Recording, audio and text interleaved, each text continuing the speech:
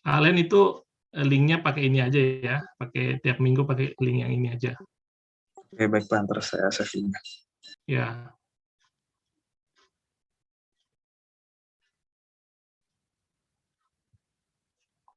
Oke. Saya gedein dulu.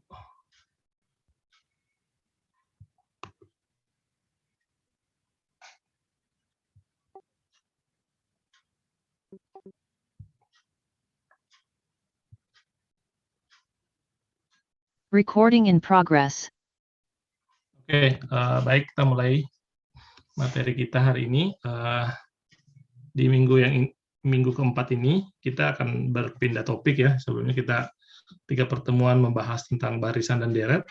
Nah, untuk pertemuan keempat ini kita akan membahas terkait dengan fungsi vektor, atau lebih tepatnya mungkin fungsi yang bernilai vektor. Fungsi bernilai vektor, ya, fungsi bernilai vektor. Nah, ini tujuan materi, tujuan pembelajaran kita hari ini. Setelah diikuti mata kuliah ini atau pertemuan ini, diharapkan memiliki kemampuan ini. Mahasiswa memahami konsep fungsi vektor, fungsi bernilai vektor, dan mampu menentukan daerah asal fungsi vektor. Kemudian yang kedua, mahasiswa mampu menggambar grafik fungsi bernilai vektor. Yang ketiga, mahasiswa diharapkan mampu menentukan persamaan parameter di R3. Ya, di R3. Kemudian yang terakhir, mahasiswa diharapkan mampu untuk menghitung limit fungsi bernilai vektor. Jadi ada 4 poin yang diharapkan bisa dimiliki setelah mengikuti pertemuan hari ini. Oke, yang pertama kita mulai dari definisi. Definisi fungsi vektor. Fungsi bernilai vektor maksudnya ya, jadi kalau kita mengatakan fungsi vektor, maka itu artinya fungsi yang bernilai vektor. Jadi dia punya arah gitu ya. Fungsi vektor merupakan aturan yang mengaitkan T elemen bilangan real dengan tepat satu vektor F elemen R2 atau R3. Jadi karena dia merupakan fungsi, maka dia merupakan aturan. Aturan yang apa? Aturan yang mengaitkan tepat satu ya T elemen R dengan tepat satu vektor yang ini.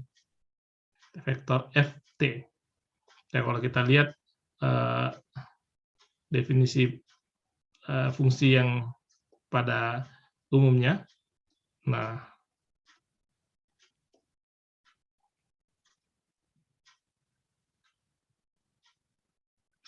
ini saya gambarkan yang sederhana ini, himpunan A, himpunan B. Ini ada fungsi, katakan fungsi F. Ini ada himpunan C, himpunan D.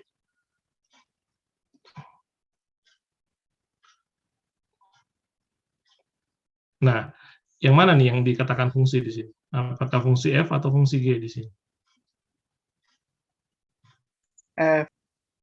Fungsi F ya. Jadi kenapa? Karena dia jadi ini tuh punya pasangan tepat satu, tapi pasangannya ini bisa lebih dari satu di sini ya. Itu yang secara umum fungsi yang gitu. Dan itu juga definisi yang untuk fungsi bernilai vektor. Oke, ini notasinya. Jadi T elemen bilangan real itu dipetakan ke Ft. Yang mana Ft ini adalah fungsi bernilai vektor. Ft tambah Gt. Ft dalam arah I, dalam arah vektor X, dalam arah parameter X biasanya di sini. Yang ini dalam arah parameter Y. Atau bisa dituliskan dalam bentuk ya, jadi ini bisa ditulis seperti ini, kurungnya yang agak ada lancip sedikit ya. Kalau ini bisa diekspresikan dalam bentuk vektor yang seperti ini ya. Oke, ini definisi tentang fungsi bernilai vektor. Oke, nah untuk lebih memahami lebih detail, kita akan lihat contohnya. Di sini ada 4 contoh, 1, 2, 3, 4. Nah, di sini kita akan melihat daerah asal. Daerah asal ini di kampus 1 juga pernah berbicara domain kan. Kemudian daerah hasil. Ini domain, kemudian ini range. Oke. Nah, sebelum masuk di contoh ini, kita akan lihat ya definisi untuk daerah asal itu seperti apa. Nah, misalkan ada fungsi seperti ini, fungsi bernilai vektor, maka domainnya, daerah asalnya dari fungsi bernilai vektor ini itu adalah himpunan T elemen bilangan real, di mana T itu adalah elemen dari domain F1 diiriskan dengan domain F2 yang ini, dan diiriskan lagi dengan domain F3. Jadi totalnya itu adalah irisan daripada semua ini, semua dari 3 fungsi ini, irisan dari domain 3 fungsi ini. Oke, kemudian daerah hasil atau disebut dengan range. Range dari F di sini itu adalah Ft elemen R3 ya. Kalau tadi dipetakannya ke R3, maka di sini R3. Kalau misalkan ke R2 ya Ft elemen R2 ya. R3 itu artinya ruang, kalau R2 itu artinya di bidang. Di mana T-nya itu adalah elemen domainnya. Jadi ini adalah hasil pemetaannya, dia berada di R3 atau bisa jadi di R2 juga. Yang mana T-nya di sini itu adalah berasal dari domainnya.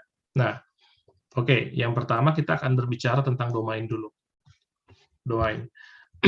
Ada karena penekanannya di sini adalah mahasiswa diharapkan mampu untuk menentukan domain fungsi bernilai vektor. Di sini kita lihat fungsi yang pertama, fungsi bernilai vektor yang pertama.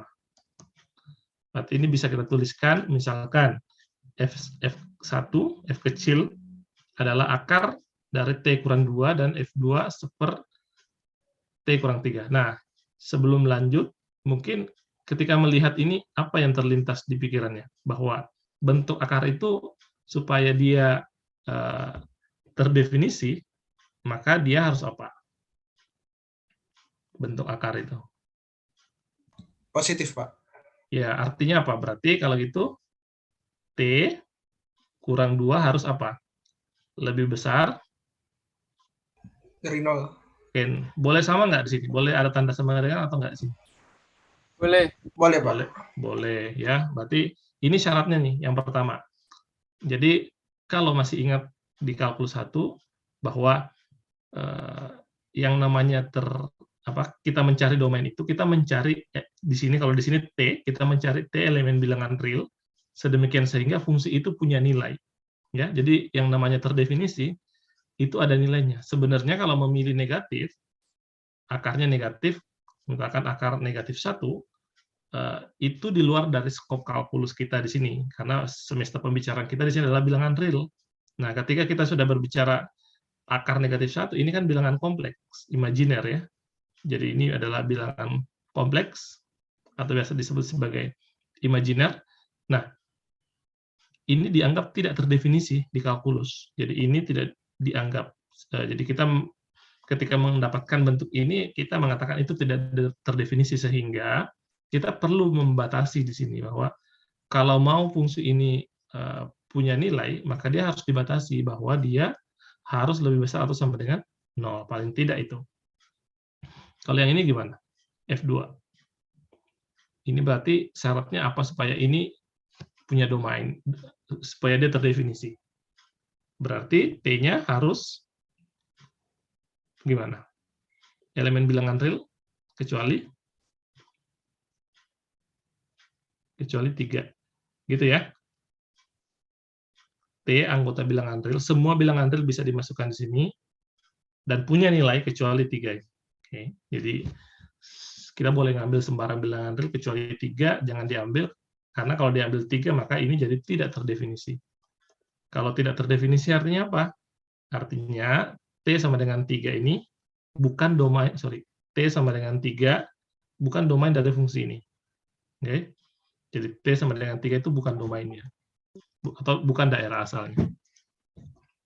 Oke, jadi yang pertama tadi ini kita peroleh 2, tak hingga.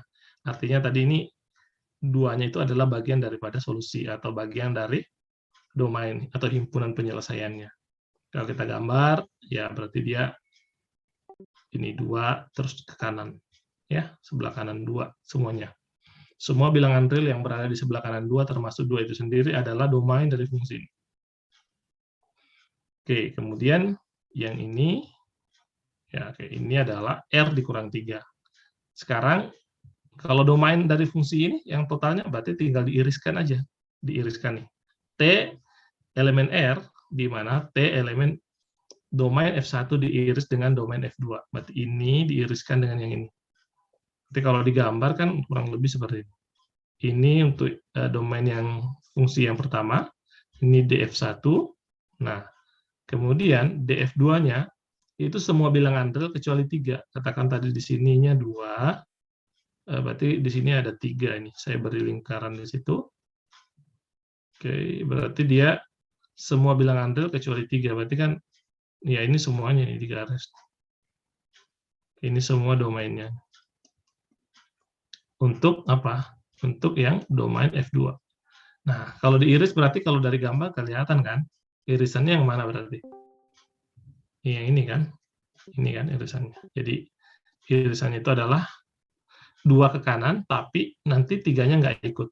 Ya, jadi irisannya adalah yang ini. Semua sampai menuju tak hingga. Ya, kalau bisa kita tulis, oke, seperti itu. 2, tak hingga diiriskan dengan R kurang 3, hasilnya seperti ini. Jadi di sini kita akan memperoleh 2 sampai tak hingga dikurangi 3, atau bisa juga ditulis dalam bentuk gabungan. Kalau digabung berarti artinya apa? Oh maaf, tadi ini saya keliru di sini ya. Harusnya ini irisan tadi saya luput, berarti kalau kita iriskan berarti yang ini ya, udah benar ya, betul. Jadi 2 ke kanan kecuali 3, ini maknanya 2 ke kanan 2, apa?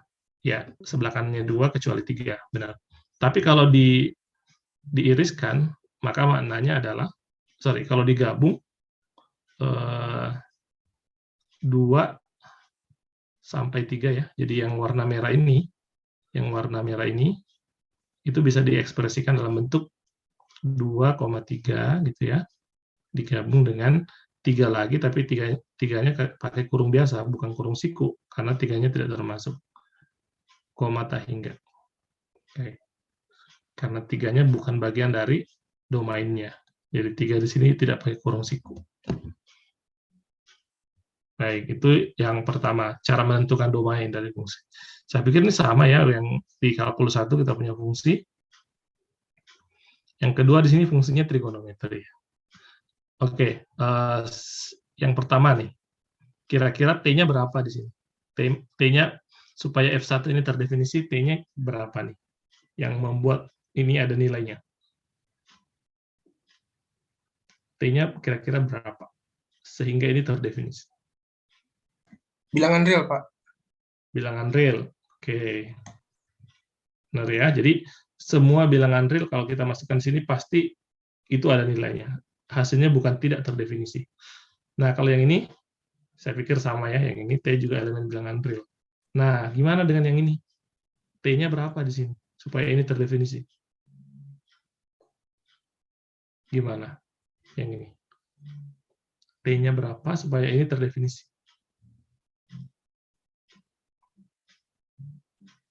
Kan F3 itu 1 ya. Berarti T-nya berapa? Supaya terdefinisi. 1, Pak. Berapa? Alexa berapa? 1 ya? Ya, Pak, 1. 1. Oke, kita tampung dulu. 1. Berapa Salwa? 1, Pak. 1. Berapa Raisa? 3 bukan, Pak.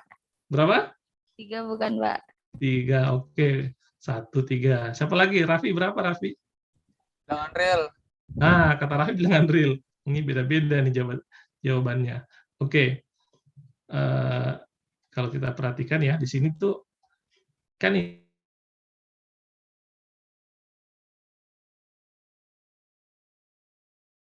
nih, misalkan T sama dengan 100.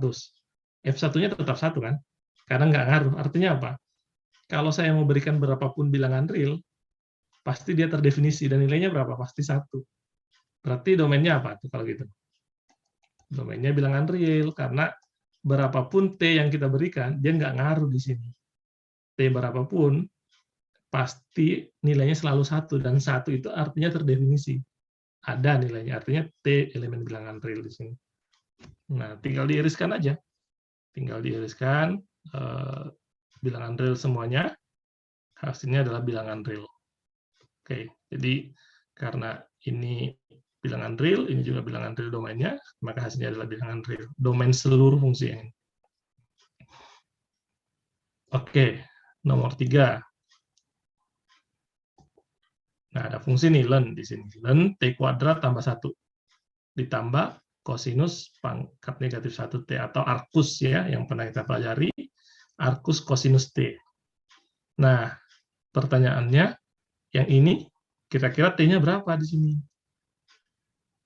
T-nya elemen apa di sini? Apakah semua bilangan real boleh di sini? Kalau len negatif nilainya ada nggak? Misalkan len negatif 1. Nilainya ada nggak? Contoh. Len negatif 1 itu tidak ada, tidak terdefinisi. Len negatif. Makanya kalau len, selalu ada nilai mutlak yang mengikutinya, misalkan kayak gini. Len X itu ada mutlaknya. Kenapa? Karena bisa jadi X-nya itu negatif. Supaya nilainya ada, maka dia harus diberi mutlak. Nah, berarti kita tahu bahwa setidaknya dia harus negatif. Nah, berarti kalau gitu, ini gimana nih? Len yang ini. Kira-kira T-nya berapa supaya ini terdefinisi? Kalau dilihat. T-nya apa? Elemen bilangan real kah? Atau ada syarat di sini?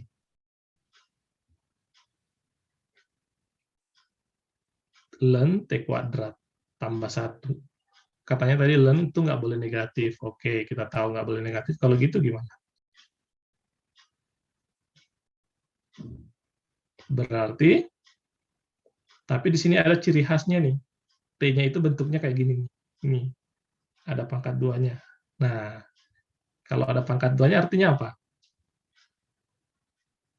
Bilangan negatif pun kalau dimasukkan di sini pasti jadi positif kan? Bener nggak? Kalau dimasukkan di sini. Pasti jadi positif kan di sini? Iya, Pak. Oke, maka kalau dia selalu jadi positif, artinya apa? T-nya itu elemen bilangan Bilangan real. real. Iya. Kalaupun misalkan nih 0, misalkan T sama dengan 0, ini kan 0 kuadrat tambah 1 len 1 kan 0, itu artinya terdefinisi. Karena 0 itu elemen bilangan real. Nah, makanya di sini itu berbeda kalau kayak gini, len T tambah 1. Nah, ini beda nih. Itu harus dipastikan bahwa T tambah 1-nya harus lebih besar 0. Kalau mau ada nilainya, kalau mau terdefinisi.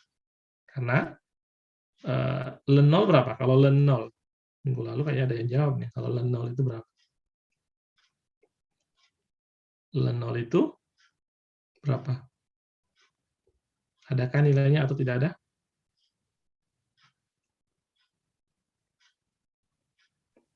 Tidak terdefinisi, Pak. Oke, tidak terdefinisi. Artinya apa? 0 harus dihindari juga di sini. Jangan memberikan ini 0. Artinya harus lebih besar, nggak boleh ada sama dengan di sini. Nah, itu yang pertama. Jadi, kalau bentuknya len kayak ini, len T tambah 1 ya. Tapi karena ini ada kuadrat, jadi tidak berpengaruh tadi bahwa ini harus lebih besar 0. Karena di sini ada kuadrat. Benar, ini harus lebih besar 0, tapi karena dengan adanya kuadrat di sini, otomatis dia pasti jadi positif. Oke, kemudian yang ini. Nah, ini ya. Cos pangkat negatif 1 atau arcus T sama dengan sepercos T. Kira-kira T-nya berapa di sini? Supaya terdefinisi. Atau T-nya berapa saja supaya ini terdefinisi. Yang harus dihindari berarti apa di sini? Yang harus dihindari? Cos berapa sama dengan 0 kan? Iya. Nah, itu yang harus dihindari. Berarti T-nya sama dengan berapa? Kalau gitu. T-nya berapa? Supaya ini dihindari. T berapa yang harus dihindari gitu? Berapa? 90. Pi per 2. Pi per 2. Oke, Pi per 2. Ada lagi nggak? Yang menghasilkan 0. Cuman ini atau ada yang lain? Ini 90 derajat. 3/2 pi, Pak. Oke. 3pi per 2 atau 3/2 pi sama, atau sama dengan negatif pi per 2 itu sama. Negatif pi per 2 itu sama dengan yang ini. Ini juga hasilnya 0 nih. Cos pi per 2 itu 0, cos 3pi per 2 juga 0. Artinya apa? Sebenarnya ini itu terdefinisi di semua bilangan real, kecuali yang ini. Jadi, dia terdefinisi di semua bilangan real, kecuali apa? Kecuali pi per 2 dan negatif pi per 2. Oke, atau 3pi per 2 sama. Jadi, dia terdefinisi di semua bilangan real kecuali ini. Oke. Kalau bentuk formalnya, kalau kita tulis, nah ini, yang pertama bilangan real, nah yang kedua ini salah, tulis di sini. Ini harusnya jangan begini. Ini yang lebih tepat nih. Ini saya coret ya, ini keliru ini. Ini slide-nya ada yang keliru. Harusnya di sini adalah bilangan real, oke, dikurangi negatif pi per 2, pi per 2. Ini artinya fungsi ini itu terdefinisi di semua bilangan real, kecuali 2 yang ini. Itu artinya cara membacanya. Nah, kalau gitu diiriskan sekarang, ini semua bilangan real, dan diiris dengan ini, pastilah hasilnya yang ini, kan? Pasti hasilnya yang ini, karena diiriskan. Maka di sini adalah R dikurang pi per 2, negatif pi per 2, dan pi per 2. Inilah domainnya fungsi yang ini.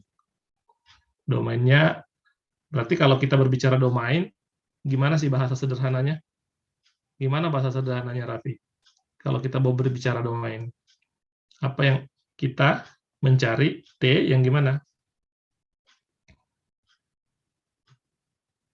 Kalau misalkan elemen bilangan real. Elemen DF1 irisan DF2 irisan irisan DF2. Oke. Atau kalau bahasa sederhananya, kalau kita ingin mencari domain, berarti kita mencari T itu bilangan real di mana saja, sehingga fungsi itu ada nilainya. Mungkin begitu ya, bahasa sederhananya. Nggak boleh 0 gitu, Pak. Gimana? Nggak boleh 0. Boleh dong, tergantung fungsinya kan? Boleh. 0 itu kalau kayak gini nih. Ft sama dengan F1T nih. Kalau X kuadrat, sorry, kok X kuadrat? T kuadrat maksud saya. Ini boleh nggak 0 di sini? T-nya boleh nggak sama dengan 0 kalau di sini? Boleh nggak? Pak. Boleh, kan ini kan sama dengan 0. 0 itu apa? 0 itu elemen bilangan real. Kita mencari berapa T-nya sedemikian sehingga hasilnya tuh itu menghasilkan elemen bilangan real juga. Jangan sampai hasilnya negatif. Hasilnya tidak terdefinisi. Itu aja yang dihindari. Jangan sampai hasilnya tidak terdefinisi. Ya. Tidak terdefinisi artinya apa? Nggak ada nilai, nggak ada nilainya. Tidak terdefinisi artinya tidak mempunyai nilai seperti ini bilangan real. Nah, tergantung 0 boleh atau enggak, itu biasanya kalau bentuknya pecahan gini, seperti T misalkan. Ya, T di sini, ini nggak boleh sama dengan 0, karena kapan diberikan 0 di sini pasti tidak terdefinisi. Oke, gitu ya bahasa sederhananya. Nah, ini yang keempat nih. Kira-kira ini domain fungsi yang satu ini di mana? DF1. Sama dengan apa? T elemen bilangan real, di mana apa? T-nya itu apa? Lebih besar dari 0, Pak. Lebih besar 0 ya? Iya. Oke, betul. Karena ini nggak boleh sama dengan 0 juga yang di bawah. Kemudian, dia harus positif, karena ini len ya. Kalau negatif nanti tidak terdefinisi. Oke. P-nya lebih besar 0. Oke. Yang kedua. Minta hingga sampai 6. Oke, atau dengan kata lain kayak gini. T elemen bilangan real, di mana 6 kurang T lebih besar sama dengan 0. Gitu kan? Atau kalau diuraikan, T elemen bilangan real, di mana 6 lebih besar sama dengan 0. Kok 0? Lebih besar sama dengan T, maksudnya. Atau ini sama dengan T elemen bilangan real, di mana T lebih kecil sama dengan 6. Ini bisa ditulis menjadi negatif tak hingga, ini kurung biasa, nggak boleh siku, karena negatif tak hingga, 6. 6-nya masuk, karena ada sama dengan di sini, ada sama dengan, maka kita pakai kurung siku. Nah, itu ya. Nah, sekarang kalau diiriskan nih, DF1 diiriskan dengan DF2, hasilnya apa? Kalau diiriskan. Berarti domain dari F yang besar, T, itu sama dengan apa? T elemen bilangan real, di mana T itu adalah elemen irisan dari DF1T dengan DF2T. Nah, tadi kita udah peroleh yang ini kan? Berarti ini T elemen bilangan real, di mana T itu elemen apa? Tadi yang ini adalah T lebih besar 0 kan? Berarti ini bisa ditulis seperti ini. 0, tak hingga, ya kan? Kemudian diiriskan dengan yang tadi ini negatif tak hingga, 6. Oke, nah sekarang kalau diiriskan ini hasilnya berapa? Sederhananya dibuat aja garis bilangan. Yang pertama nih, 0 ke kanan. Ada bulatan di sini karena 0-nya tidak termasuk. Ini yang pertama, domain fungsi 1. Yang kedua, negatif tak hingga sampai 6. Berarti kalau 6-nya di sini, katakan 6 di sini, nah, berarti kan ini ke kiri, kan 6 ke kiri. Anggaplah ke sini. 6 ke kiri sampai tak hingga. Berarti ini kalau kita iriskan jadinya yang mana nih? Kalau diiriskan. Ini untuk yang fungsi kedua, berarti irisannya adalah yang warna hijau ini. Ini yang irisannya, yang warna hijau. Tapi ingat 0 ini tidak termasuk. Berarti di sini T elemen R di mana apa?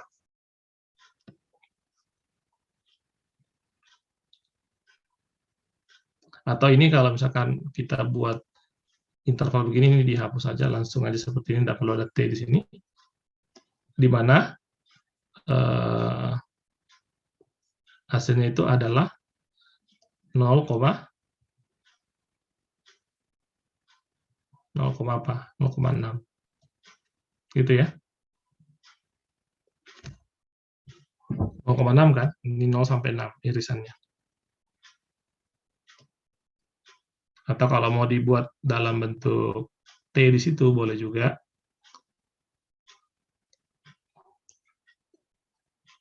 Seperti ini. T terletak antara 0 dan sini 6. Atau ini sama dengan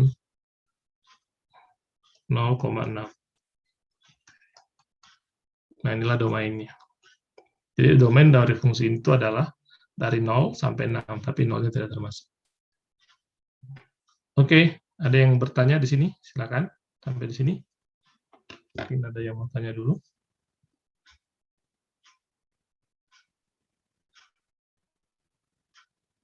Nggak ada.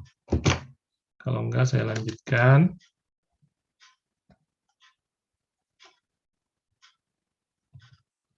Oke, ini tadi 0,6. Nah, ini nih.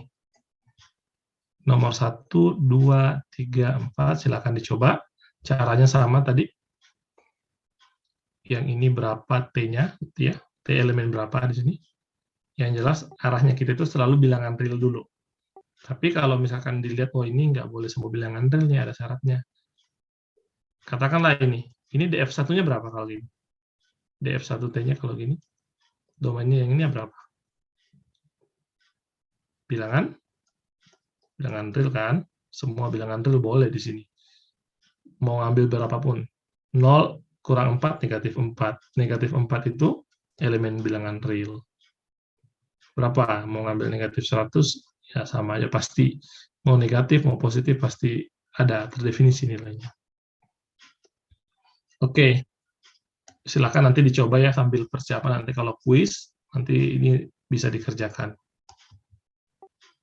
Oke, kemudian grafik fungsi bernilai vektor. Sekarang kita akan melihat grafiknya untuk fungsi yang bernilai vektor. Oke, nah di sini kita lihat T-nya itu, domainnya itu adalah antara A sampai B, seperti ini. Artinya apa sih ini? Ini T-nya berarti dari A sampai B ini. Nah, sekarang kita lihat apa yang terjadi dengan ini FT, kan ini FT-nya itu kalau T-nya berjalan dari A ke B, maka FT-nya akan berjalan dari ya FA menuju ke FB. Seperti ini. Oke, dan arahnya dari, kalau katakanlah di sini A-nya, itu ya, ini B-nya. Sorry, B. Ini B di sini. Seperti ini. Nah, berarti kalau A-nya berjalan dari A menuju ke sini, ke B, maka FT-nya itu dari sini, dia akan berjalan menuju ke sini. Nah, itu loh artinya.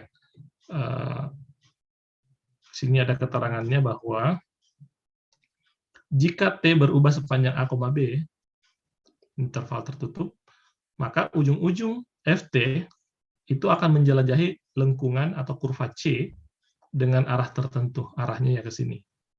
Karena kita tadi mulainya dari sini, dia menuju ke sini, pasti arahnya begini. Nggak mungkin kita mulai ke sini, dia ke sini, nggak mungkin arahnya begini. Nah,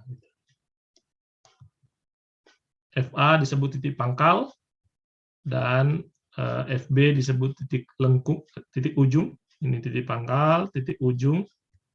Kemudian kalau FA sama dengan FB, maka C-nya disebut kurva tertutup. Ya, artinya kan ya di sini aja, tidak bergerak kan. Kalau FA sama dengan FB, ya di sini satu titik lah gitu. Nah, sekarang kita akan belajar gimana cara menggambar grafik fungsi bernilai vektor. Nah, ini nanti terkait dengan persamaan parameter ya. Grafik fungsi bernilai vektor berupa lengkungan atau kurva di R2 atau R3 dengan arah tertentu. Nah, mungkin supaya lebih memudahkan ilustrasi, di sini nanti contohnya itu di R2 sebenarnya, contohnya di R2. Nah, cara menggambarnya gimana? Ini ada 3 tahapannya. Yang pertama, tentukan dulu persamaan parameternya. Oke.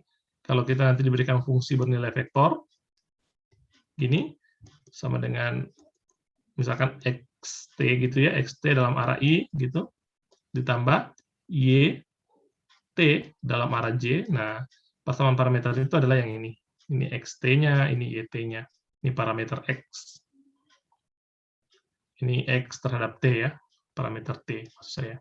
Oke, nah itu yang pertama. Yang kedua, eliminasi parameter t-nya. Jadi yang tadi xt, dia memuat t, kita usahakan gimana nanti t-nya hilang. Sedemikian sehingga yang ada tinggal x dan y saja. X dan y.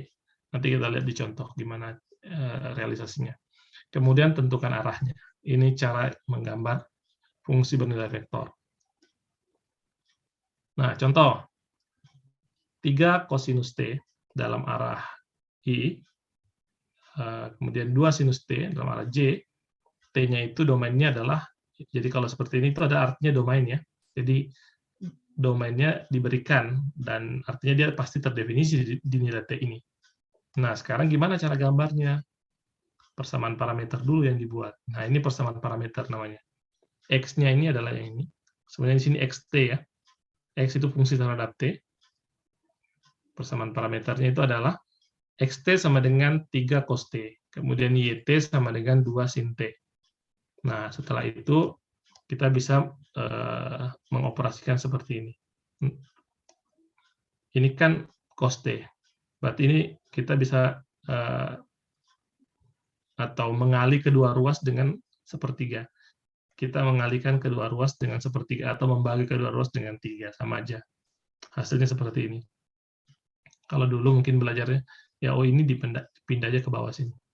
Nah, nanti ini jadi cos T. Tapi kalau kita mengatakan, ya ini dikali dengan sepertiga, atau dibagi dengan 3. Nah, kita sekarang peroleh ini nih. Kita peroleh yang ini, dan kita mempunyai informasi bahwasanya kita tahu bahwa persamaan identitas itu seperti ini polanya, atau persamaannya. Kosinus T kuadrat. Kosinus kuadrat T ditambah sinus kuadrat T itu sama dengan 1. Nah, di sini kita sudah punya informasi kosinus. Kosinus itu adalah X per 3. Tinggal diganti kosinusnya. X per 3 kuadrat. Kemudian sinus yang ini kita ganti dengan yang ini. Karena ini sin T. Y per 2 kuadrat sama dengan 1. Nah, ini itu biasa disebut dengan persamaan elips. Elips itu gimana? Dia agak lonjong kan kalau elips. Nah ini. Inilah elips itu kita peroleh. Nah, sekarang apa sih artinya ini X per 3? Kalau di sini Y per 2, artinya apa? Panjang jari-jari untuk sumbu X itu sepanjang 3 di sini. Dari sini hitungnya, dari 0 ya. Hitungnya ke sini itu 3. Yang ke sini juga 3, itu artinya yang ini. Oke. Kemudian yang ini, ya ini artinya jari-jarinya ke sini. 2, sepanjang 2. Yang ini juga panjangnya 2. Ke sini. Jadi elips, kita mendapatkan elips. Nah, sekarang karena sudah ini kan kalau perhatikan ya, tadi di sini ada T nih, ada T, di sini ada T, sekarang udah nggak ada T di sini. Di sini sudah nggak ada T nih. Tidak ada sama sekali T di sini. Maka kita gambarkan di koordinat kartesius X, Y. Nah, setelah ini kita mau gambar arahnya. Kemana sih arahnya? Apakah begini? Atau mungkin dia begini. Berarah searah jarum jam, atau mungkin dia berlawanan dengan arah jarum jam. Oke. Nah, arahnya gimana cara menentukan arahnya? Caranya kita masukkan satu persatu, atau tidak satu persatu. Maksud saya, ini kan T-nya berjalan dari 0 ke 2pi kan? 0 ke 2pi. Oke, ini 0 sampai 2pi. Berarti di sini ada 0, mungkin ya di sini ada pi per 2, kemudian ada pi di sini, kemudian ada 3pi per 2. Nah, kita nanti coba masukkan nilai-nilai ini ke sini. Ke sini. T-nya diganti. Jadi kita kembali lagi di persamaan ini. Nanti untuk menentukan arahnya ini. Ini untuk menentukan arahnya. Jadi, T sama dengan 0 kita masukkan di sini. Pertama, masukkan. Artinya di sini 3 dikali cos 0 kan 1. Cos 0 1, berarti 3 kali 1, I. Kalau sinus 0? Sinus 0 kan 0 ya. Berarti 2 kali 0 nih, berarti 0. Dalam arah J-nya itu 0. Maka di sini menjadi 3,0. Sebenarnya di sini tambah 0 dalam arah J. Ditulisnya di sini adalah 3,0. Oke. Kemudian, nah, sekarang pi per 2. Pi per 2. Sekarang pi per 2 yang ini kita masukkan di sini lagi. Kita peroleh 2J. Dari mana 2J? Ya, kita masukkan di sini. 3 dikali cos pi per 2. Tadi udah dijawab sebelumnya. Cos pi per 2 itu 0. Berarti 3 kali 0 di sini. Berarti dalam arah I-nya ini, itu 0. 0 ditambah 2 kan. Sinus pi per 2 itu 1. Maka 2 kali 1.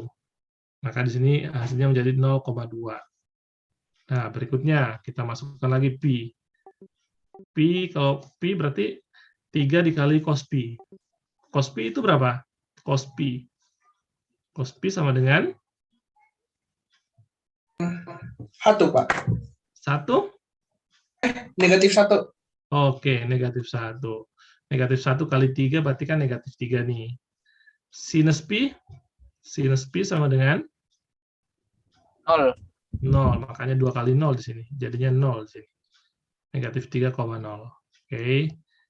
Kemudian 3pi per 2. Sinus 3pi per 2? Sorry, cos dulu. Cos dulu. Cos 3pi per 2. Cos 3pi per 2 sama dengan? 0. Sama dengan 0, betul. Makanya di sini 3pi per 2-nya itu untuk arah I-nya di sini 0. 3 kali 0, ini 0. Nah, sinusnya berapa? Sinusnya sama dengan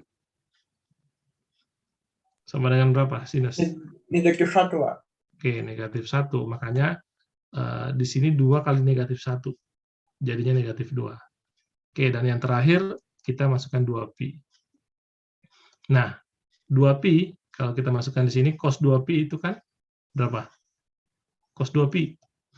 Cos 2pi sama dengan cos 0. Sama dengan 1. Berarti 3 kali 1 nih 3. Sinus 2pi, ya sinus 2pi itu 0. Oke, makanya sini 3,0.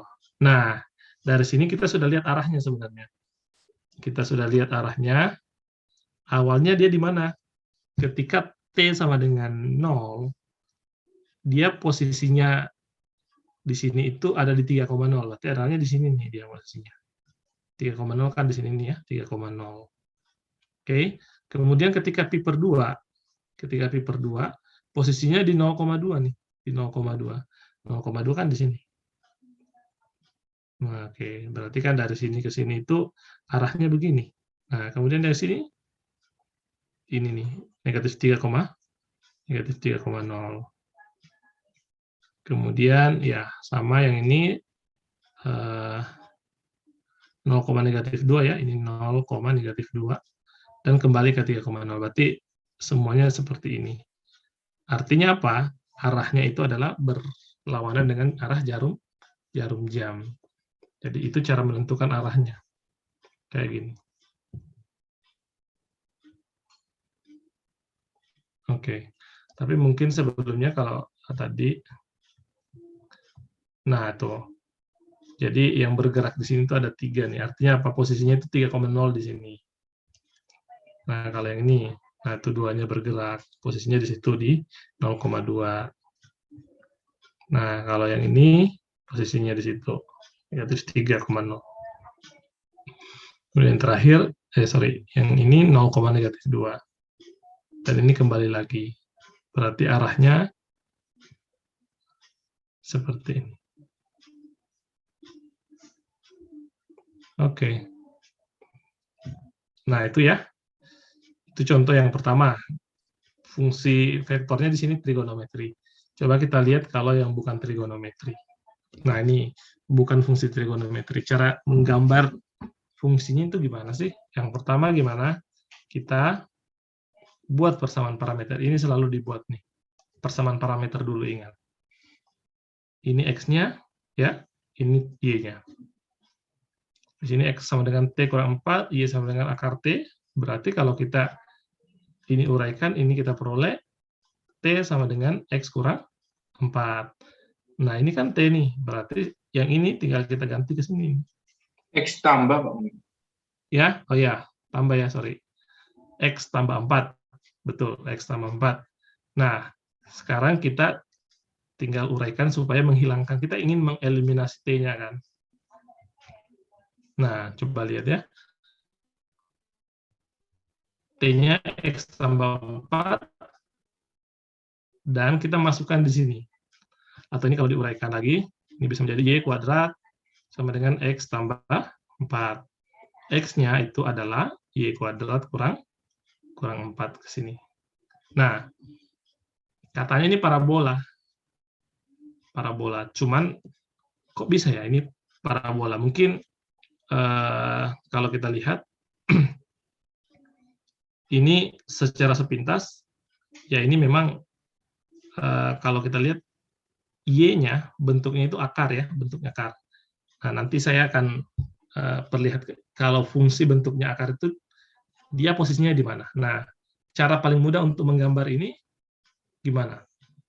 Y sama dengan akar X tambah 4. Ya, katakan kita belum punya informasi ini, yang katakanlah belum tahu lah.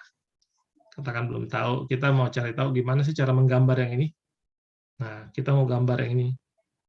Berarti caranya gimana? Paling mudah kita buat titik potong di X-nya di mana, titik potong di Y-nya di mana, ya kan? Nah, berarti ini bisa terus X, ini Y. Nah, titik potong di sumbu Y itu ketika X-nya sama dengan apa? 0 ya. Kemudian titik potong di sumbu X itu ketika Y-nya sama dengan 0. Sekarang pasangannya 0 itu berapa di sini? Kalau X-nya 0, Y-nya berapa? 2. Kalau Y-nya yang 0, X-nya berapa? Nih, masukkan di sini nih. 0 sama dengan akar. Berapa? Negatif 4. Oke. Atau kita uraikan aja. 0 sama dengan X tambah 4. Atau 0 kuadrat sama dengan X tambah 4. Ya, 0 kuadrat ya 0 juga. Berarti X itu sama dengan negatif 4. Negatif 4 ternyata di sini. Berarti ini kita buat dalam koordinat, pasangan koordinat, ini kan 0,2 nih. Yang ini adalah negatif 4,0. Di mana posisinya? 0,2 ya katakanlah di sini. Anggaplah di sini. Ini ya ini 1, ini 0, 1, 2. Kalau 4 di mana? 1, 2, 3, 4. Karena ini negatif 4 ya, berarti di sini nih. Nah, berarti ada 2 nih. Kira-kira cara menghubungkannya ini bisa nggak dengan garis lurus? Boleh pakai garis lurus cara hubungkan itu? Kira-kira fungsinya ini, kalau akar kira-kira fungsinya garis lurus atau bukan? Ya nggak mungkin kita menghubungkannya dengan cara garis lurus seperti ini, bukan. Dia bukan fungsi linier. Ya, karena ini pangkatnya setengah. Oke, jadi setidaknya dia ada lengkungannya. Oke, setidaknya dia ada lengkungannya. Nah, ini kita sudah mulai gambar, tapi kita belum tahu arahnya nih. Apakah begini? Atau jangan sampai dia gini arahnya. Cara tahunya gimana? Seperti tadi, kita masukkan dulu nilai T-nya. T-nya kan bergerak dari 0 sampai 4. T-nya bergerak dari 0 sampai 4, berarti kita masukkan nih F0. Oke. F0 sama dengan ini. 0 kurang 4, negatif 4. Negatif 4i. Oke. Kemudian akar 0. Ya, 0. Berarti saya nggak apa-apa tulis 0 dalam arah J, atau sama dengan negatif 4,0. Oke. Ternyata dia ketika kita masukkan 0, dia posisinya ada di sini. Negatif 4,0. Oke. Kemudian, mungkin kita bisa coba di sini, T sama dengan 2 ya. Kan di sini ada T sama dengan 2 ya, di pertengahan ini. Kita boleh coba 2 lah di sini. Oke. Berarti kalau 2 dimasukkan di sini, 2 kurang 4, negatif 2, negatif 2 dalam arah I, ditambah akar 2. Akar 2 aja kita tulis dalam arah J. Atau kalau kita tulis negatif 2, akar 2. Oke. Ini berapa sih? Akar 2 itu berapa? Akar 2 itu sekitar 0,3. 1,4. Sekitar 1,4.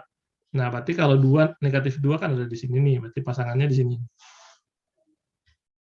Pasangannya 1 lebih lah di sini. Pasangannya 1,4 kan. Nah, Y-nya. Berarti dia di sini. Kalau kita ngambil T sama dengan 2, ternyata dia di sini. Nah, ini udah kelihatan. Tadi dari sini dia ke sini, berarti arahnya kayak gini. Nah, kita bisa tulis lagi untuk yang terakhir. Misalkan kita ngambil F4. F4 masukkan di sini. 4 kurang 4, 0. Berarti 0 dalam arah I, ditambah akar 4. Akar 4 itu 2J. 2 dalam arah J.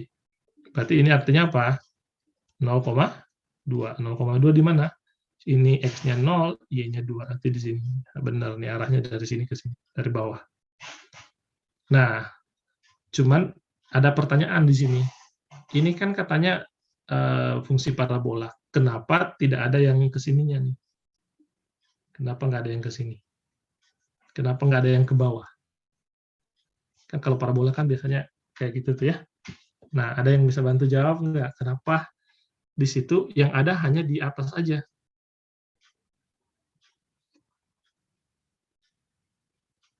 Gimana? Kenapa nggak ada nilai Y? Atau mungkin pertanyaan, kenapa nilai Y-nya itu nggak ada di bagian-bagian sini nih? Ini kan tadi X-nya udah jelas ya, kalau kita lihat,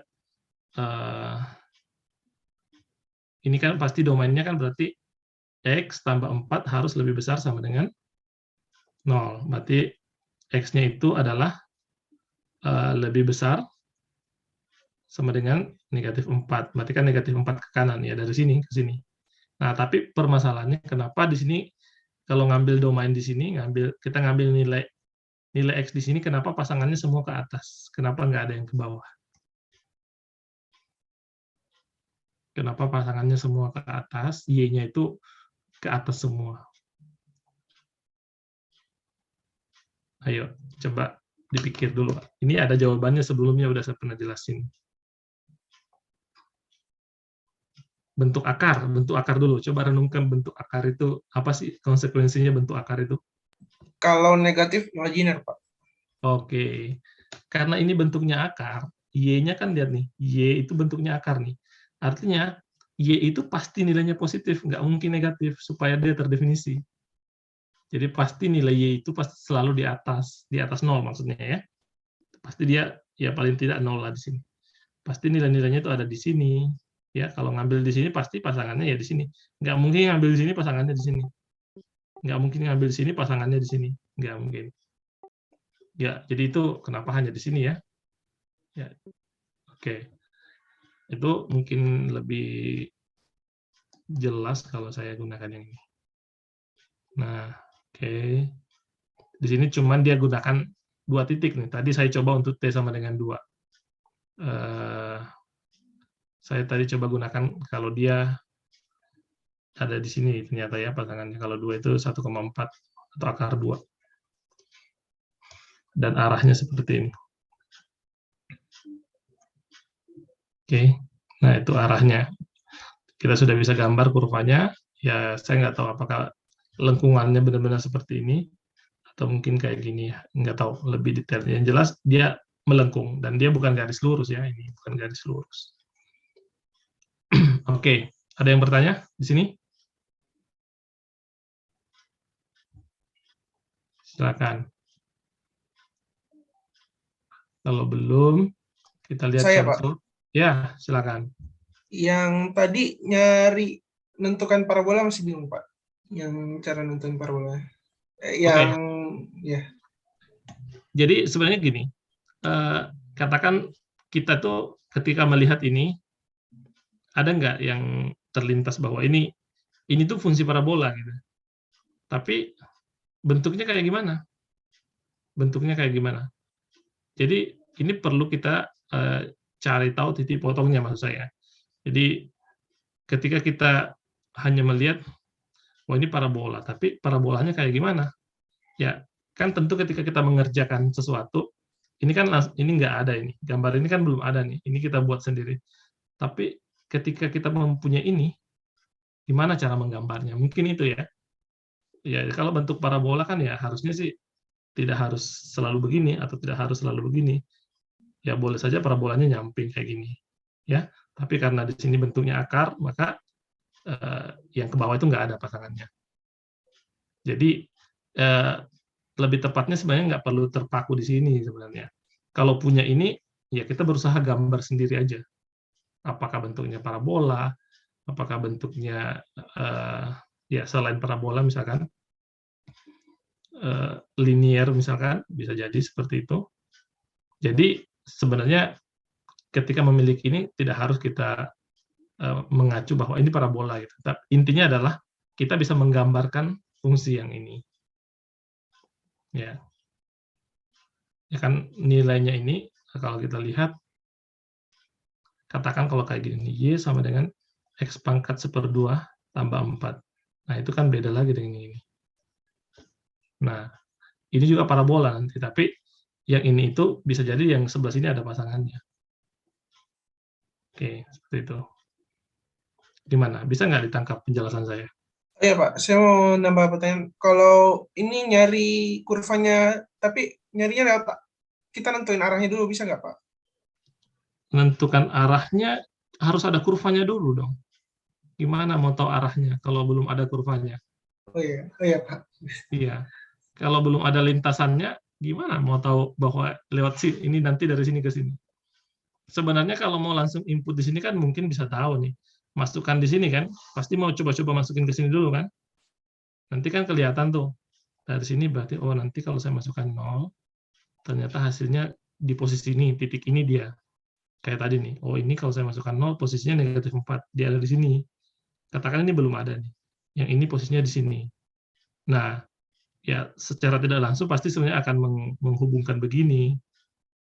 Dan pasti akan, oh kan tadi awalnya dari sini, kemudian yang ini. Berarti pasti arahnya begini. Tapi ya, kita tidak bisa mengira-ngira seperti itu. Jadi gambar dulu ininya, lengkungannya, kurvanya digambar dulu. Oke, jadi prosesnya ini dulu, parameter, kemudian parameternya dihilangkan, T-nya dihilangkan, sehingga tinggal X dan Y di sini. Kalau tinggal X dan Y digambar di Cartesius.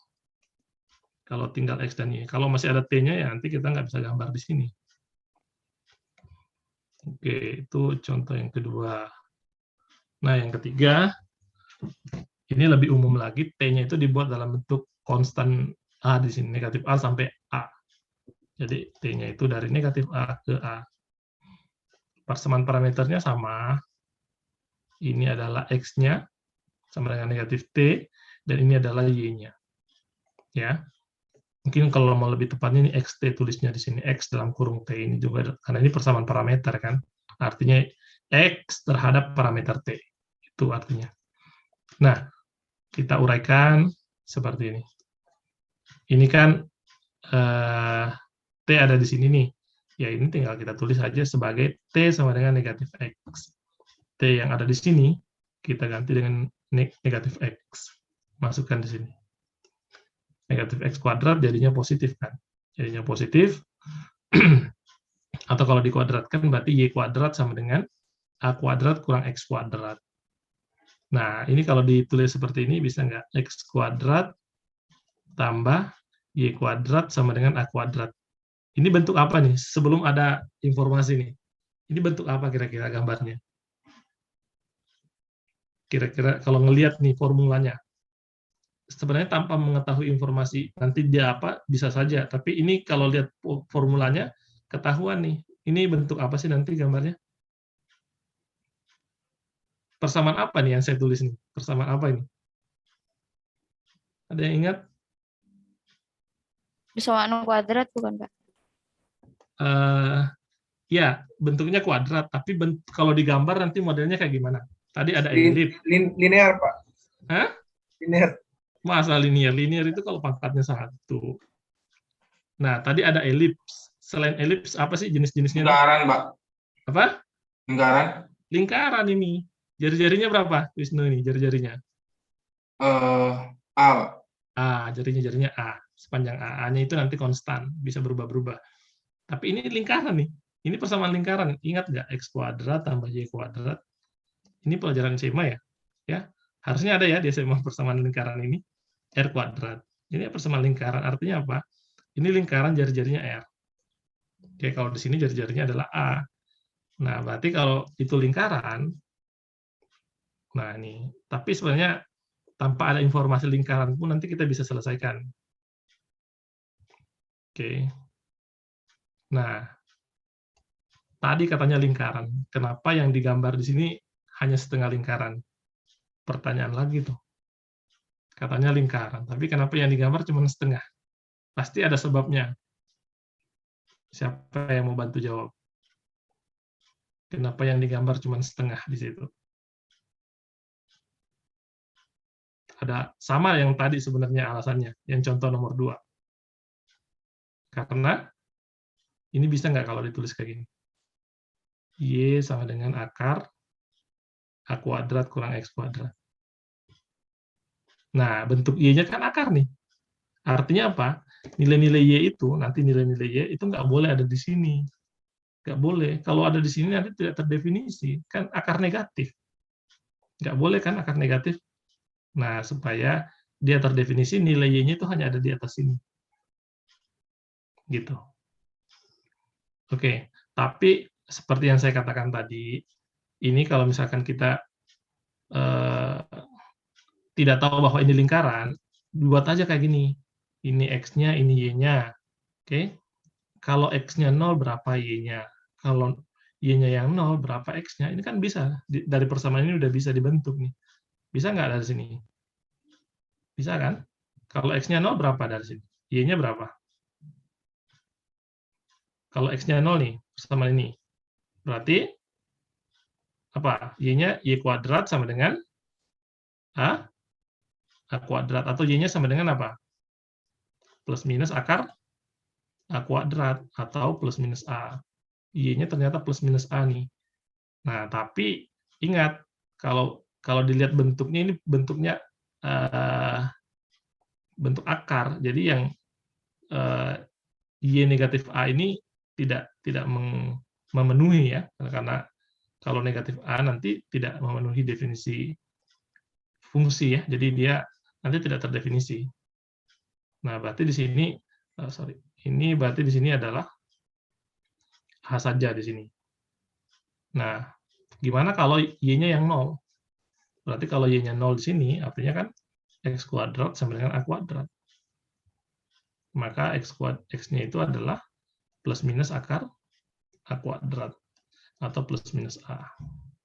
X-nya itu negatif A dan positif A, yang tadi ada di sini. Oke. Cuman tadi kita tahu bahwa Y itu bentuk fungsinya adalah A kuadrat kurang X kuadrat. Artinya apa? Ini itu kalau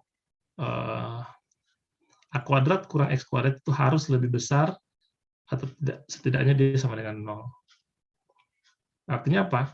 A kuadrat lebih besar sama dengan X kuadrat, atau A-nya lebih besar sama dengan X, atau kalau dilihat berarti X-nya lebih kecil sama dengan A. Jadi nilainya itu hanya ada di sini nih. Nggak mungkin ada di sini. Tidak ada X yang lebih besar daripada nilai, atau ini harusnya plus minus juga ya. Ini kan ini akar ya. Ini akar A lebih besar sama dengan plus minus X kuadrat. Plus minus X maksud saya. Atau kalau X-nya yang kita mau cari, bukan X-nya ya, yang menjadi, tapi ini X kuadrat lebih kecil sama dengan kuadrat, harusnya begitu, maka X-nya adalah lebih kecil sama dengan plus minus A. Oke, jadi X-nya itu ada di antara yang ini, di sini. Nah, kalau yang ini karena bentuknya akar, maka nilai Y-nya itu harus selalu, artinya apa sih?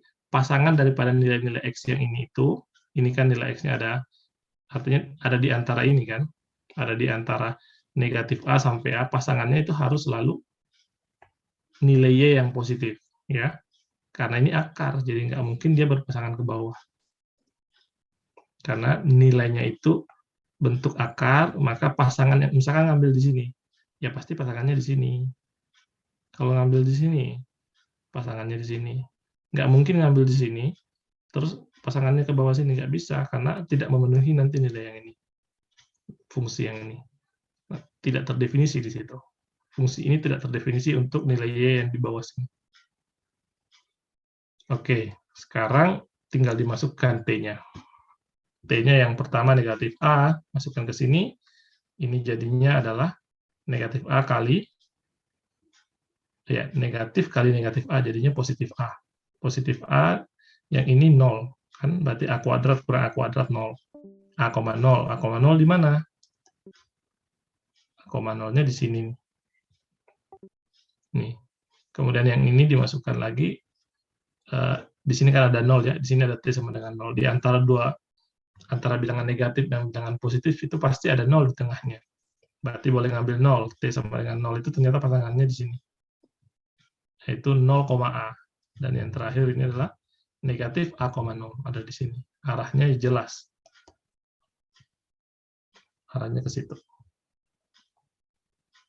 Oke, jadi kenapa di sini hanya setengah lingkaran ya? Karena bentuknya bentuk akar, ya. Ya, jadi bukan lingkaran sepenuhnya. Bukan lingkaran sepenuhnya.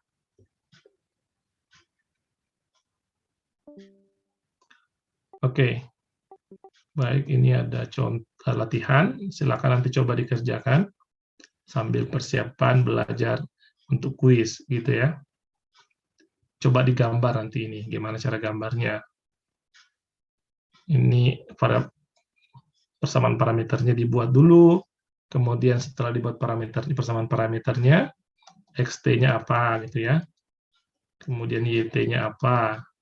Setelah itu t-nya dihilangkan, supaya nanti yang ada tinggal x dan y.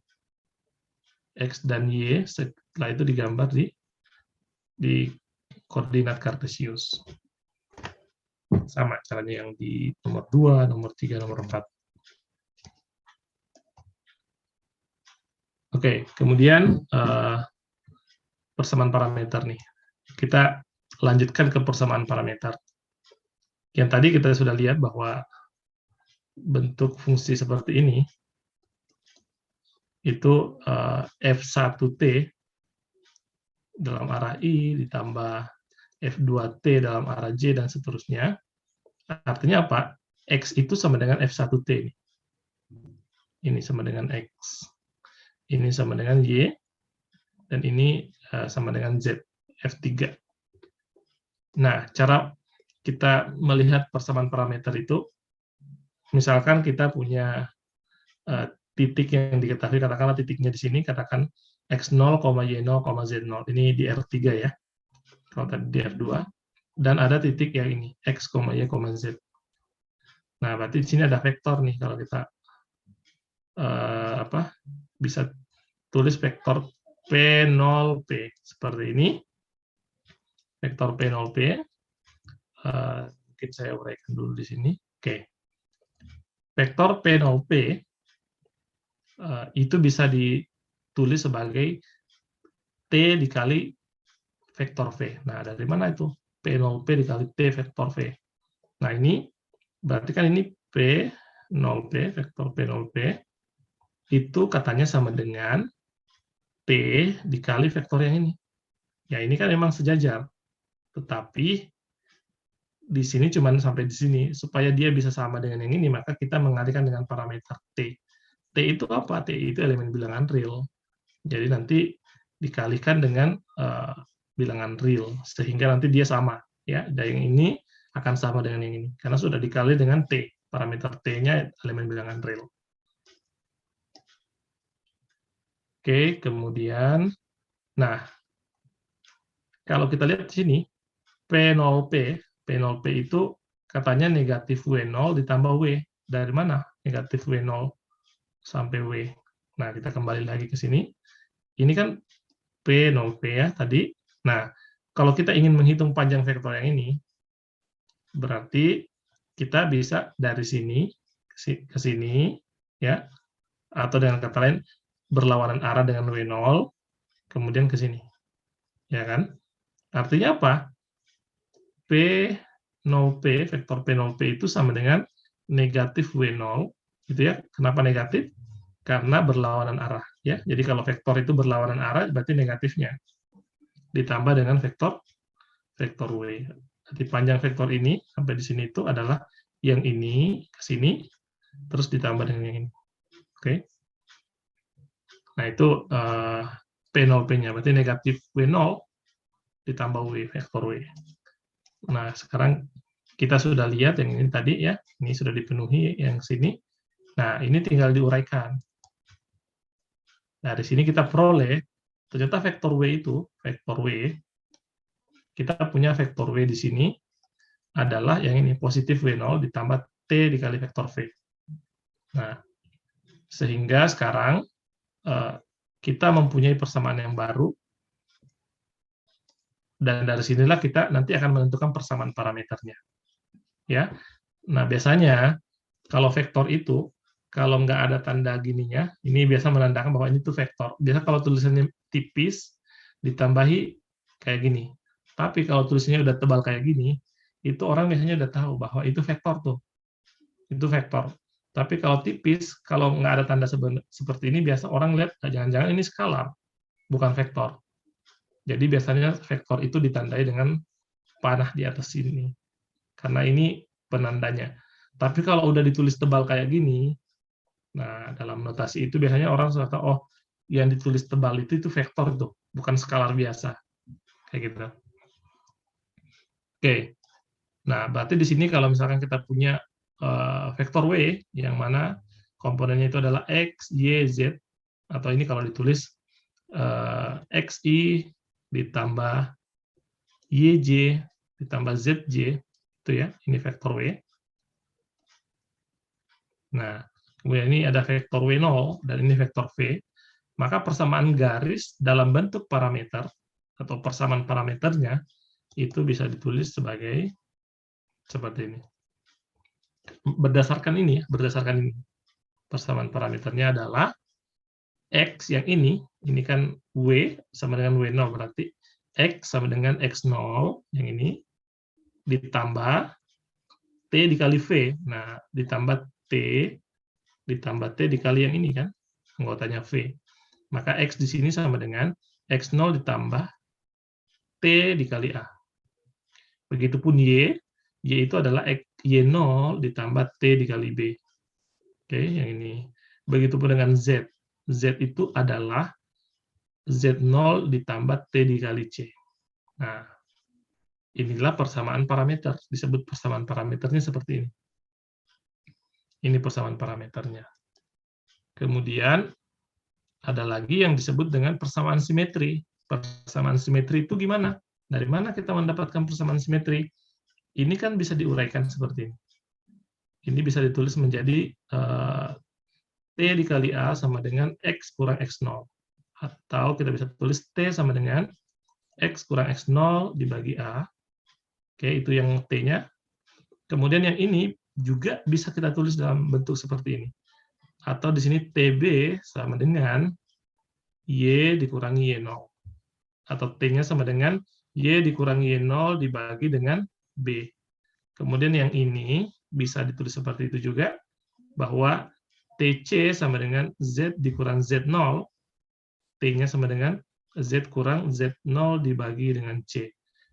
Dan di sini kita lihat bahwa kita punya di sini T, ini juga T, ini juga T. Artinya apa? Ini bisa disamakan. Yang ini bisa dibuat sama dengan yang ini, bisa dibuat sama dengan yang ini. Akhirnya kita peroleh seperti ini. Ini sama dengan yang ini, sama dengan yang ini. Asalnya sebenarnya dari sini. Ini namanya persamaan simetri. Kalau yang ini namanya persamaan parameter. Persamaan parameternya. Oke, nah mungkin untuk melihat ini lebih jelas kita lihat contohnya. Tentukan persamaan parameter dari garis yang melalui titik 1, 2, 3 dan sejajar dengan vektor negatif 1, 2, dan 3. Jadi ada sebuah titik 1, 2, 3 dan sejajar dengan vektor yang ini. Kita diminta menentukan persamaan parameternya. Persamaan parameternya. Kayak tadi caranya. Nah, dari mana memperoleh ini? Ini berarti kita anggap sebagai X0 nih. Ini X0-nya. Jadi dalam hal ini, W0-nya itu adalah vektor yang ini. Kalau saya nulisnya. Jadi, ini titik. Jadi kan kalau W itu tadi adalah W0 ditambah T dikali V. Artinya apa? Ini 1 ditambah, kalau berarti X-nya sama dengan 1 ditambah T dikali yang ini kan, dikali negatif 1. Atau 1 kurang T. Kemudian Y-nya, berarti ini, kemudian 2 ditambah T dikali 2. Atau 2 tambah 2T. Seperti ini. Dan Z-nya itu adalah 3 ditambah ini T dikali 3 kan, T kali 3 atau T3 ditambah 3T. Inilah persamaan parameternya. Maaf, ini bukan persamaan simetrinya. Persamaan parameter maksudnya di sini. Parameter. Ya, persamaan parameter. Nah, kemudian kalau misalkan nih ditanya persamaan simetrinya gimana? Ya tinggal dibuat ini T-nya sama dengan apa? Yang ini. Kemudian yang ini T-nya sama dengan apa? Yang ini T-nya sama dengan apa? Tinggal disamakan nanti. Karena sama-sama T kan? Jadi karena sama-sama T bisa dibuat jadi sama semuanya. Itu persamaan simetrinya. Nah, contoh yang kedua, tentukan persamaan simetri. Persamaan parameter dari garis yang melalui titik ini dan ini. Jadi ada 2 buah titik di sini. Berarti kalau kita ingin mencari vektor yang sejajar dengan garis yang melalui ini, ya, jadi ada sebuah garis yang melalui 2 titik ini.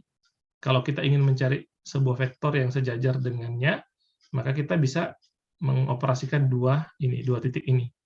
Ya, berarti ini dikurangi yang ini, kita peroleh 5 kurang 2, negatif 1 kurang 3, negatif 4 kurang 2, diperolehlah vektornya 3,2, negatif 3. Ini katakanlah vektor V, diberi nama vektor V. Vektor yang sejajar yang melalui titik ini dan titik ini. Nah, gimana cara menentukan parameternya? Ya, kita harus memilih salah satunya. X0, Y0, Z0. Nah, itu bisa kita pilih apakah mau pilih yang ini atau mau pilih yang ini. Boleh.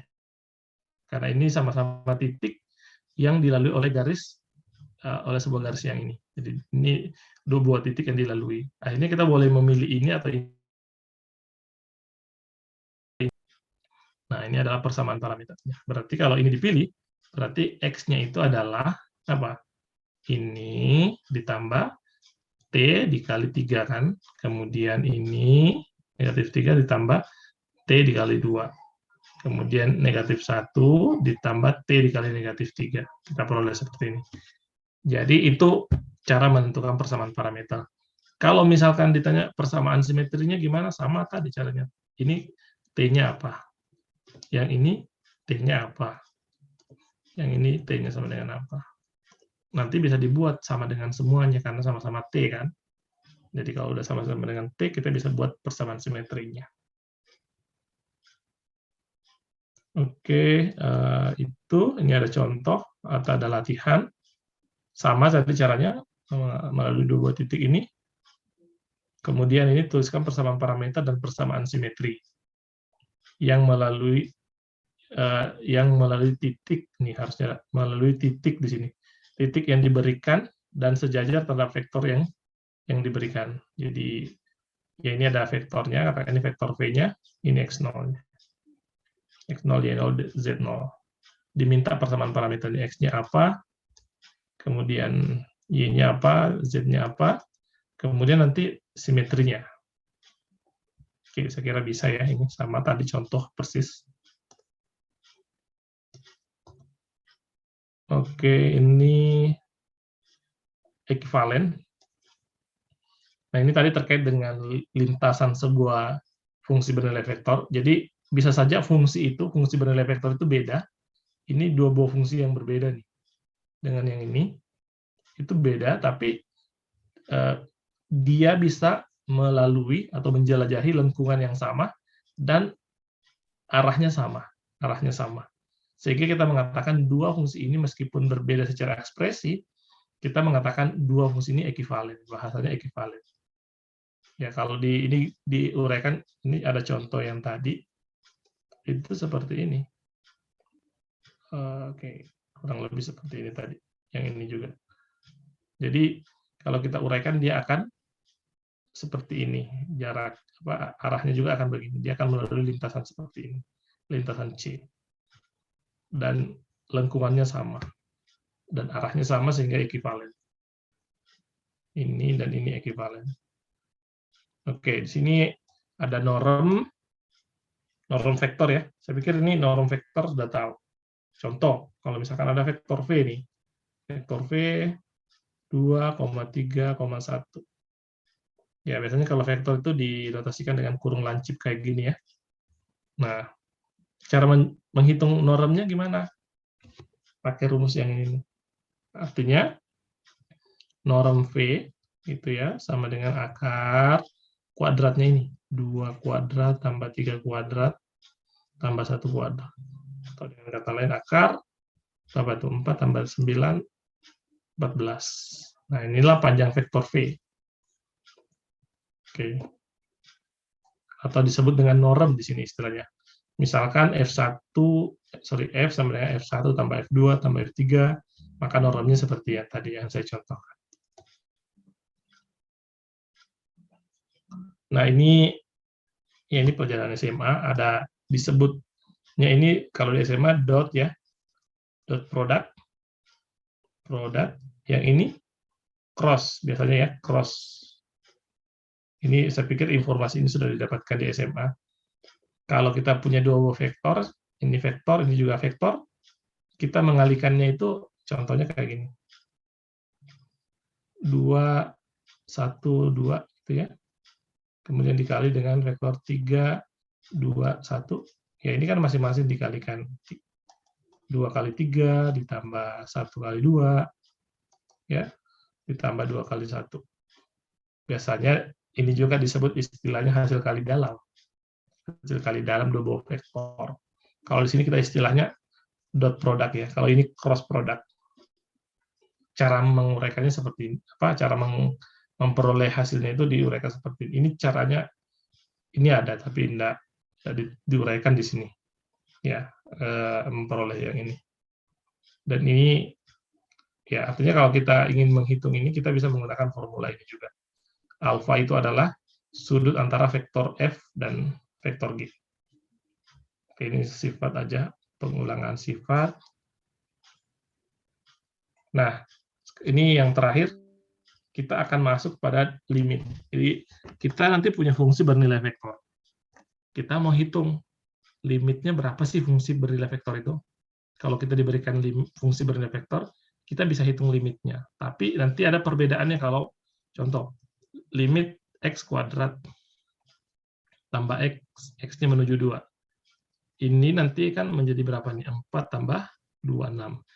Hasilnya konstan nih, hasil konstan. Kalau vektor, nah misalkan ini ada I di sini, ini ada J, hasilnya nanti itu adalah bentuknya juga vektor. Jadi kalau ini vektor, maka hasil limitnya juga vektor. Nanti kita lihat. Ini definisi limit. Jadi kalau ada limit seperti ini cara membacanya ya. Jika limit ft, limit fungsi ft bernilai vektor untuk t menuju a sama dengan L, maka, nah ini untuk setiap cara bacanya ya, untuk setiap epsilon lebih besar 0, terdapat delta yang lebih besar 0 sedemikian sehingga jika jarak antara t dan a lebih kecil daripada delta, maka jarak antara f dan t lebih kecil daripada epsilon. Ini karena ini vektor, jadi nanti dihitungnya itu pakai norm gitu ya. Kalau ini kan konstan ya, jadi menghitung jarak itu bisa langsung diperkurangkan aja, tapi tinggal dimutlakkan. Ya, kalau jarak kan nggak mungkin negatif ya. Jarak rumahnya misalkan negatif 2 meter itu nggak logis, harus mutlak.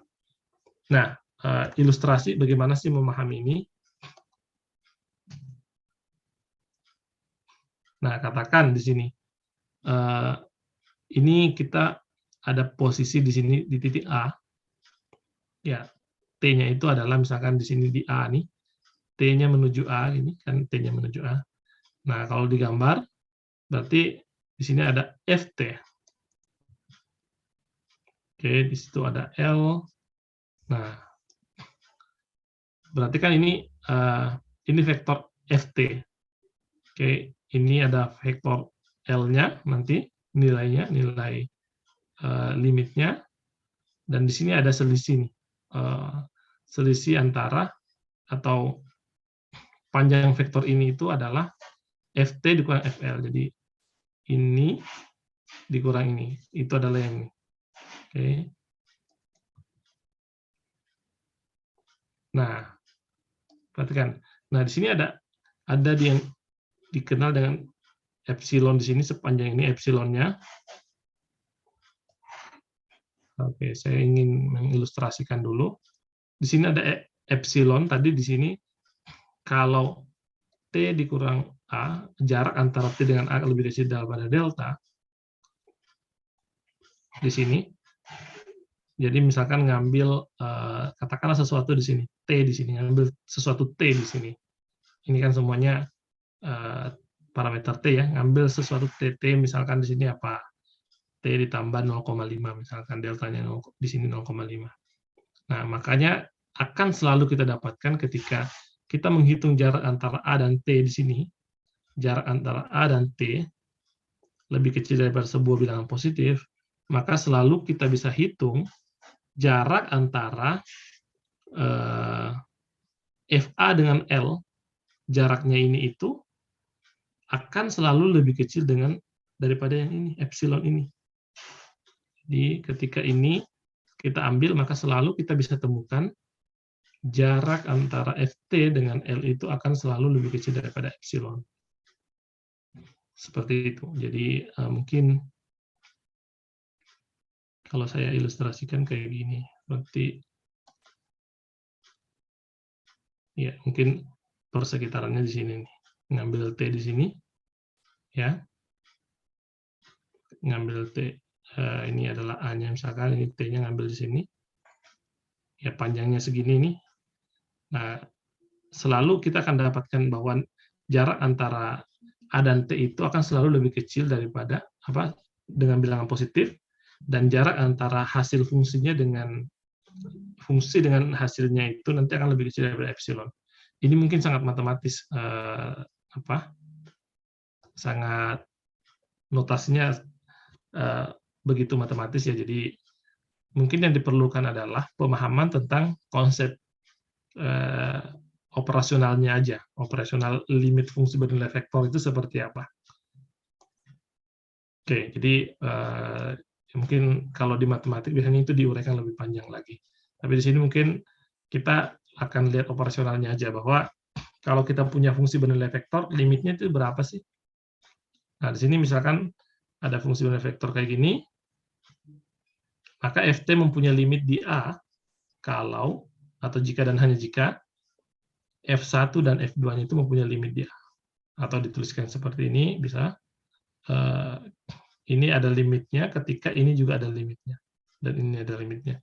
Kalau salah satunya nggak ada, maka ini nggak ada juga limitnya. Oke, contoh. Hitung limit fungsi vektor berikut jika ada. Jika tidak ada, berikan alasan. Nah, ini ada 3 contoh. Ada limit fungsi bernilai vektor. Ini fungsi bernilai vektor yang kita akan hitung limitnya berapa. Nah, kalau kita perhatikan yang nomor 1 dulu. Nah, coba perhatikan nomor 1. Ini kalau kita langsung masukkan negatif 3, ini kan terjadi pembagian 0 atau 0 per 0 nih hasilnya. Tidak terdefinisi ini juga, maka perlu dioperasikan dulu. Tapi yang ini ke sini itu sifat limit ya, dilimitkan masing-masing dulu. Yang tadi, karena supaya ini ada limitnya, maka limit ini harus ada dan limit ini harus ada. Kemudian ini diuraikan atau difaktorkan menjadi T kurang 3 dikali T plus 3, dan nanti ini bisa disederhanakan dengan ini. Yang ini juga difaktorkan menjadi seperti ini, T tambah 3 dikali T kurang 2, dan ini bisa disederhanakan. Sisa yang kita miliki adalah limit T kurang 3 untuk arah I, dan ini limit T kurang 2 dibagi T kurang 3 untuk T menuju negatif 3 dalam arah J.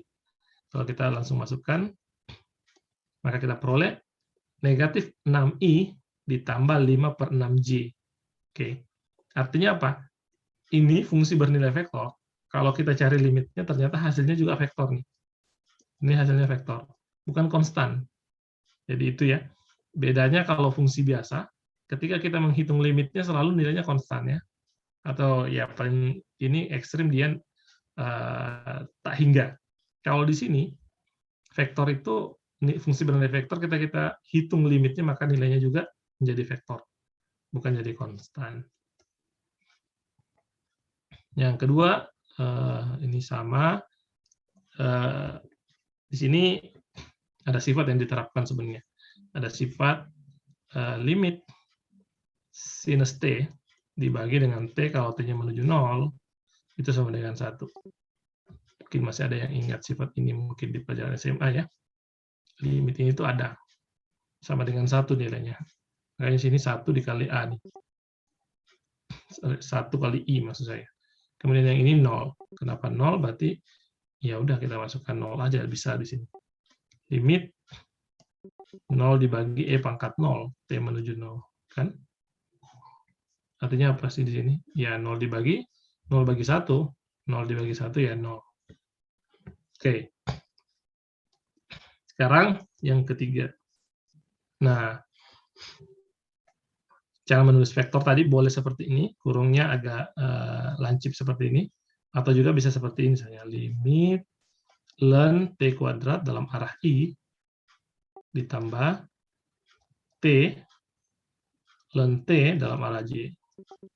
Boleh seperti ini. T-nya menuju 0 dari kanan.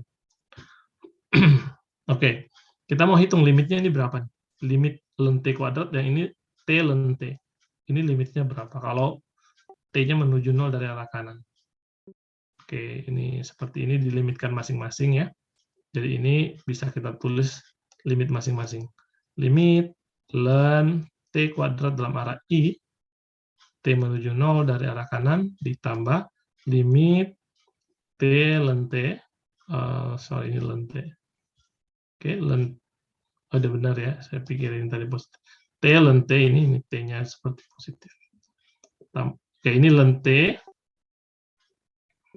dalam arah vektor J.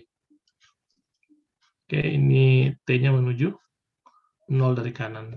Nah, oke, sekarang kita akan hitung ini, berapa limitnya ini. Ln T kuadrat. Atau kalau kita lihat ln T kuadrat itu kan bisa ditulis seperti ini, 2 dikali ln T. Bisa kan seperti ini. Nah, mungkin pertanyaannya sekarang, limitnya berapa nih? Ini limitnya berapa nih? Katakanlah kita operasikan dulu,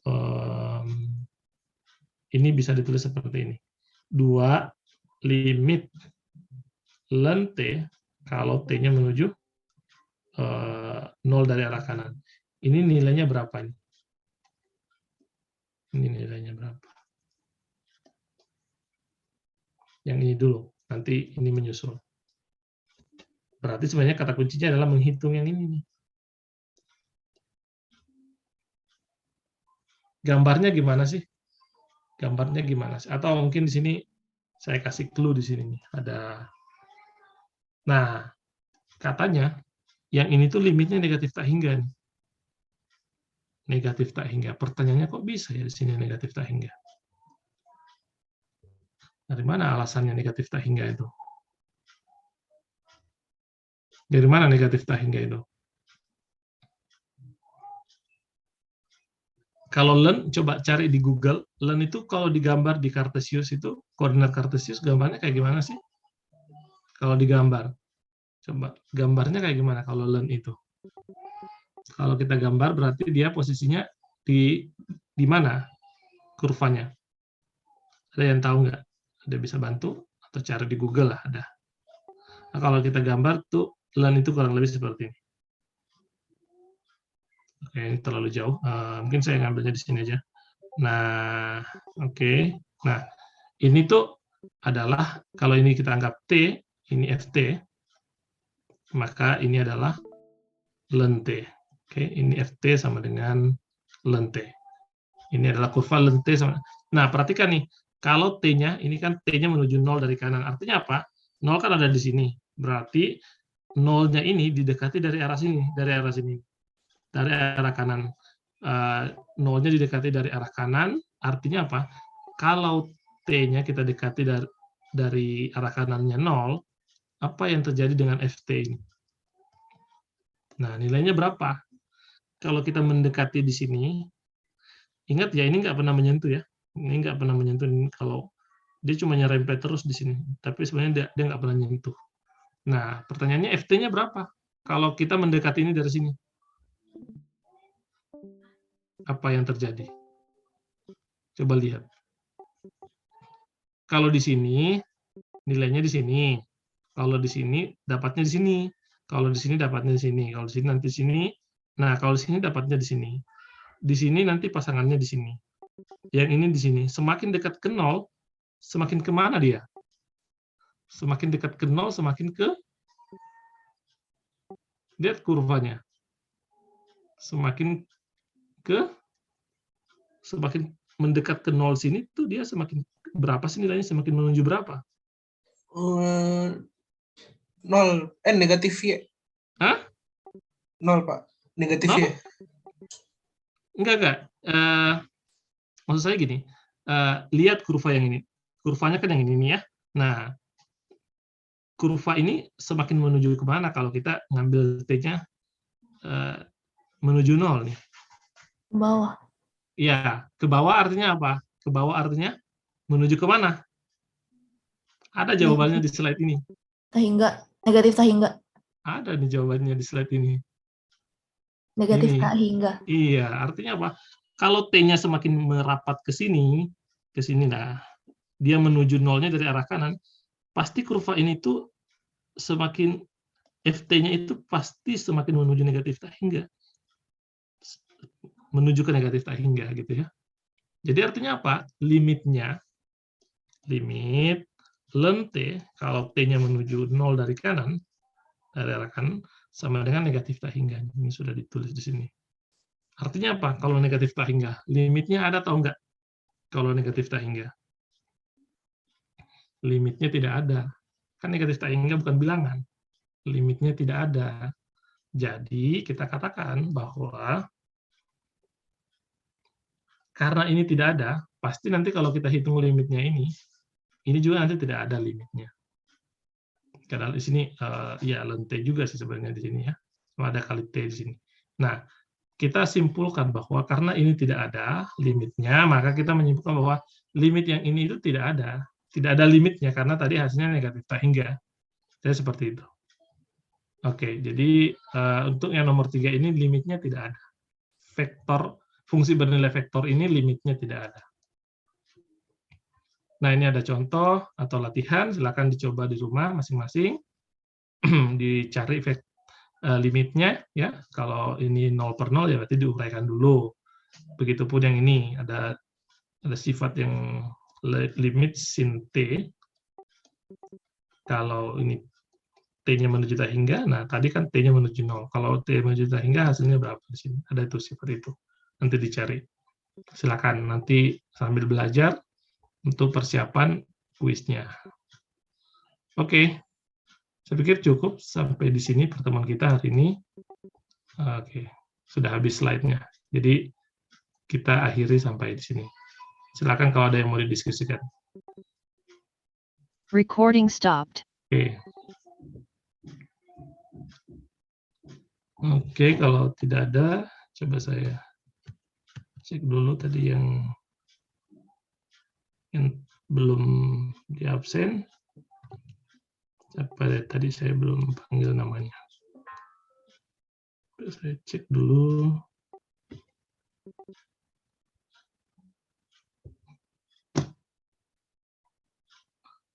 Alen tadi ada. Fauzan Ali udah masuk belum? Fauzan Ali. Katanya masalah jaringan, Pak. Kenapa? Nggak bisa masuk Zoom katanya dia. Oh gitu. Masalah jaringan ya. Oke. Raditya Raffi? Ada yang, Pak? Ada ya. Oke. Kemudian Muhammad Rifki Fauzan? Ada? Belum datang lagi. Udah 2 jam nih belum datang. Ini udah lewat ya 2:30, sorry. Ini udah kuliah PPKN, saya nggak tahu nih kalau udah lewat 2:30. Keasikan ngajar saya. Ada kuliah, Pak. Hah? Aman Kuliahnya ya, sudah. langsung di LMS, Pak. Oh Langsung gitu. LMS. Iya, Pak. Saya sampai nggak sadar menjelaskan limit fungsi bernilai vektor. Oke. Carla ada di sini sekarang? Nah dia. Masuk nggak? Hadir, Pak. Oke, tadi telat masuk soalnya. Oke, Hendra ada? Hendra Aditya? Hendra mana? Belum. Aulia Ardani? Hadir, Pak. Hadir, Pak. Oke. Mauritius? Ada tadi ya? Hadir, Pak, hadir. Oke. Berarti yang belum hadir sekarang Muhammad Rifki Fauzan, Muhammad Fauzan Ali, 2 orang ya? Pak Rifki masuk, Pak. Hah? Jaringannya error banget ini. Oke. Baik. Berarti yang belum Hendra ada? Hendra. Oke, Hendra yang belum ada ya. Dengan Muhammad Fauzan Ali. Tadi jaringannya juga jelek ya. Fauzan Ali. Oke. Novan hadir, Pak. Oke, ya. Udah pulang nih. Udah, Pak, dari tadi. Sebentar doang. Oh, gitu. Oke. Baik, mungkin cukup sekian. Berarti nggak hadir di sini, cuman Hendra Aditya. Ada kabarnya? Ada nggak kabarnya? Hari ini, tadi dia WA saya. Nggak juga nih. Nggak ada kabarnya ke saya. Oke.